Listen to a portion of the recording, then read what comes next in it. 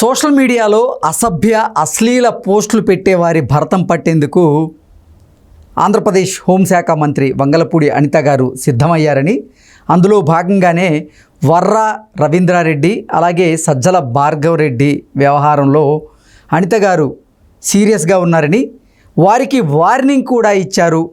వారు ఏ క్షణమైనా అరెస్ట్ అయ్యే అవకాశం ఉంది అంటూ రకరకాలుగా కొన్ని వార్తలు ఇప్పుడు సోషల్ మీడియాలో చక్కర్లు కొడుతున్న నేపథ్యంలో ఈ అంశం మీద మనం విశ్లేషణ చేసుకునేటువంటి ప్రయత్నం చేద్దాం. ప్రస్తుతం మనతో పాటు ఉన్నారు ప్రముఖ రాజకీయ విశ్లేషకులు, ప్రముఖ సీనియర్ జర్నలిస్ట్ దుర్గా వడ్లమణి గారు. వారితో మాట్లాడదాం. దుర్గా నమస్తే అండి. నమస్తే.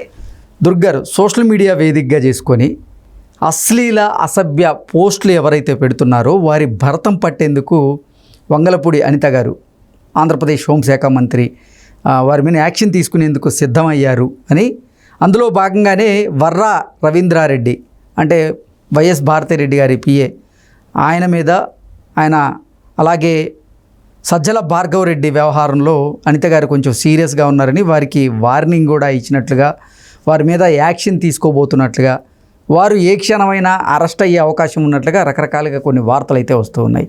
దీని మీద మీ విశ్లేషణ ఏంటి? ఇవి అంటే అసలు ఆడవాళ్ళ మీద ఎవరు పెట్టినా తప్పేనండి. అది ప్రతిపక్షమా అధికార పక్షమా కాదు. అసలు మహిళల జోలికి ఎందుకు వెళ్ళాలండి?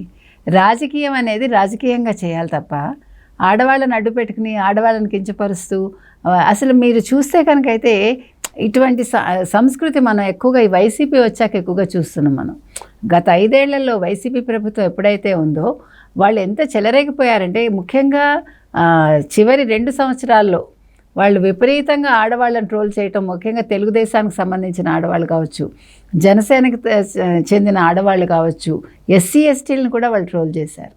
ఇది చిన్న విషయం కాదు కదండి. మీరు రాజకీయంగా ఎదగాలనుకుంటే వేరే రకంగా మీరు చూసుకోవాలి తప్ప ప్రత్యర్థుల్ని మీరు వాళ్ళని కించపరచాలనుకుంటే డైరెక్ట్ తిట్టండి, లేదు డైరెక్ట్ విషయాన్ని మీరు మాట్లాడండి. అంతేగాని ఎక్కడ సంబంధం లేని ఆడవాళ్ళని తీసుకొచ్చి, కుటుంబంలో ఉండే ఆడవాళ్ళని తీసుకొచ్చి మాట్లాడతాము, వాళ్ళ పిల్లల మీద మేము పోస్టులు పెడతామంటే ఎవడు హర్షిస్తాడండి?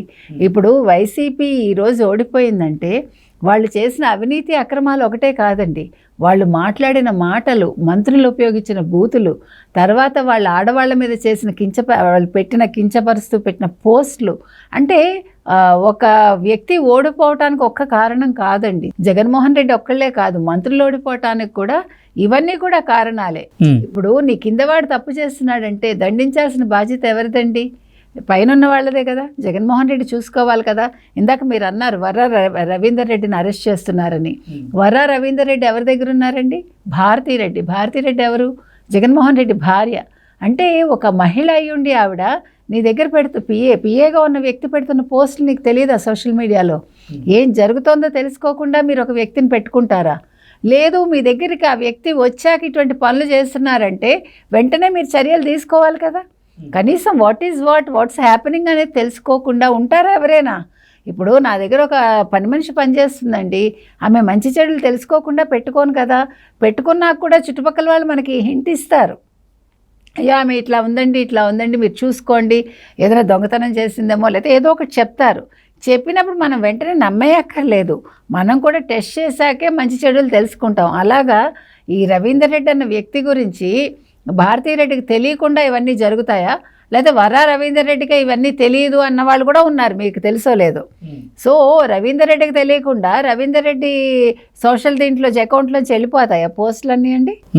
అంటే ఇంత తప్పు చేస్తున్నప్పుడు భారతిరెడ్డి ఖండించలేదంటే ఆవిడ ఇన్వాల్వ్మెంట్ ఉందా అది కూడా చూడాలి. ఇప్పుడు భారతిరెడ్డిని కూడా వదలకూడదండి. ఇప్పుడు ఆవిడకి తెలియకుండా జరిగిందా లేదా అనేది కూడా అనిత వంగలపూడి గారు తెలుసుకోవాలి, హోమ్ మినిస్టర్. ఇప్పుడు హోమ్ మినిస్టర్గా ఆవిడని పెట్టడానికి కూడా అదే రీజను. ఆవిడ చాలా బాధలు ఎదుర్కొన్నారండి. ఆవిడని మానసికంగా ఎంత హింసించారంటే శారీరకంగా కూడా హింసించడానికి ప్రయత్నించారు. మీకు తెలుసు, ఆవిడని అరెస్ట్ చేసి జైల్లో పెట్టినప్పుడు.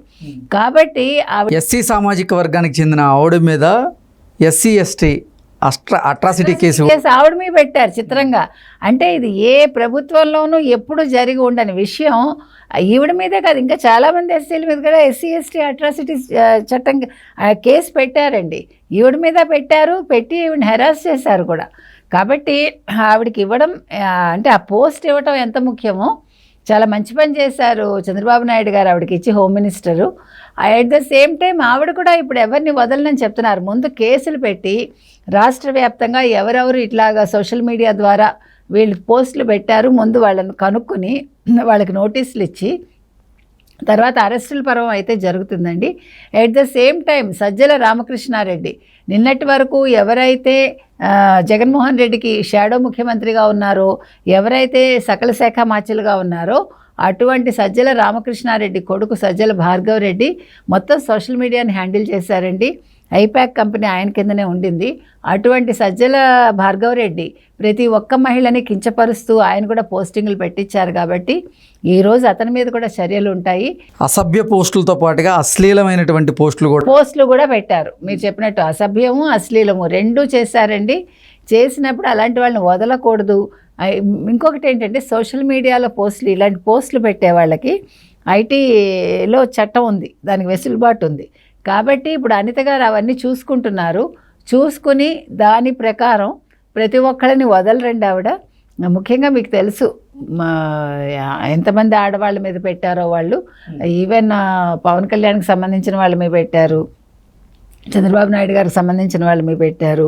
మనం చూసాం ఉండవల్లి అనూష గారిని ఉద్దేశించి అసలు అసభ్యకరమైనటువంటి అశ్లీలమైనటువంటి కొన్ని పోస్టులు కూడా వైఎస్ఆర్సీపీ సోషల్ మీడియా పేజెస్లో కానీ కొన్ని పేజెస్లో వాళ్ళు షేర్ చేసినటువంటి నేపథ్యంలో వారి మీద చట్టబద్ధమైనటువంటి చర్యలు ఉండబోతున్నాయా, వారు అరెస్ట్ జరిగేటువంటి అవకాశం ఉందా, ఆ పోస్టులు ఎవరైతే పెట్టించారో ఎవరైతే పెట్టారో వారి మీద చర్యలు తప్పవా అంటే ఏం చెప్తారు?